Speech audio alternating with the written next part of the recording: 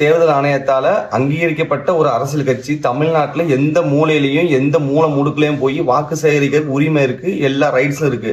அதெல்லாம் விட்டுட்டு நாங்க அந்த ஊரில் வாக்கு சேகரிக்க போகும்போது இது தெலுங்கர்கள் வாழும் பகுதி, இங்க வந்து நீங்க நாம் தமிழர் கட்சியில வந்து வாக்கு சேகரிக்க கூடாது அப்படின்னு இருக்கு. நாம் தமிழர் கட்சி எந்த இடத்துலயாவது, எந்த மீட்டிங்லயாவது, இல்ல எங்க பொதுக்கூட்டத்திலயாவது இனவாதம் பேசியிருக்கா?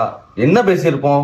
எங்கள் திருநாட்டில் எங்கள் நல்லாட்சி, தமிழ்நாட்டை தமிழர்கள் தான் ஆள வேண்டும் அப்படிங்கிற ஒரு கொள்கையை தான் முன் வச்சிருப்போமே தவிர, இங்க நாங்க ஆட்சிக்கு வந்த தெலுங்கர்கள் வாழக்கூடாது, கன்னடர்கள் வாழக்கூடாது, மலையாளிகள் வாழக்கூடாது, துளுவர்கள் வாழக்கூடாது, இல்ல ஹிந்திக்காரங்க வாழக்கூடாது அப்படின்னு சொல்லவே இல்லை. எந்த ஒரு கூட்டத்திலையும் பொதுக்கூட்டத்திலையும் நாம் தமிழர் கட்சி அப்படி ஒரு அனௌன்ஸ்மெண்ட் ஒண்ணுமே கொடுக்கல. அனைவருக்கும் வணக்கம். எங்கள் திருநாட்டில் எங்கள் நல்லாட்சியே என்னன்னு பாத்தீங்கன்னா, நம்ம நாம் தமிழர் கட்சியினர் மதுரை மாவட்டத்தில் உள்ள திருமங்கலத்துல போய் வாக்கு சேகரிக்கும் போது இது வந்து தெலுங்கர்கள் வாழும் பகுதி, இதுல வந்து நாம் தமிழர் கட்சி வந்து வாக்கு சேகரிக்க வரக்கூடாது அப்படின்னு 2 பேருக்கும் அடியாயிருக்கு. நியமிக்க தமிழர்கள், தமிழர்கள்.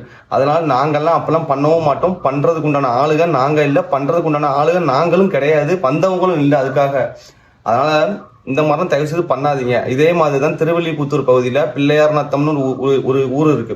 அந்த கிராமத்துல பாத்தீங்கன்னா அண்ணன் கரிகால பாண்டியன் அவர்களை ஆதரித்து வாக்கு சேகரிக்க போகும்போது அங்க உள்ள தெலுங்கர்கள் இது தெலுங்கர்கள் வாழும் பகுதி, நாம் தமிழர் கட்சி எல்லாம் வரக்கூடாது, இனவாதம் உங்களோட வீர வாழலாம், விஜயநகர பேரரசு வீர வாழலாம் அங்க வச்சுக்கோங்க, இது வந்து சோழர்கள் பாண்டிய மன்னர்கள் ஆண்ட பகுதி தெரியும்ல, சேர மன்னர்கள் ஆண்ட பகுதி, இங்க இருந்து ஆசிய கண்டத்தையே ஆட்டி படைச்சவங்க நாங்க. தயவு செய்து இதை பார்த்து இந்த வன்முறையில யாரெல்லாம் ஈடுபட்டாங்களோ அந்த ஊருக்காரங்களை புடிச்சு என்ன ஆக்டோ சரியான சட்ட விதிமுறைப்படி அவங்கள புடிச்சு ஜெயில போடுங்க. என்ன தண்டனை கொடுக்க பாருங்க. தயவு செய்து வழக்கு பதிவு செய்யுங்க. அப்படிதான் இந்த மாதிரி ஒரு இன கலவரத்தை தூண்டாம இருப்பாங்க.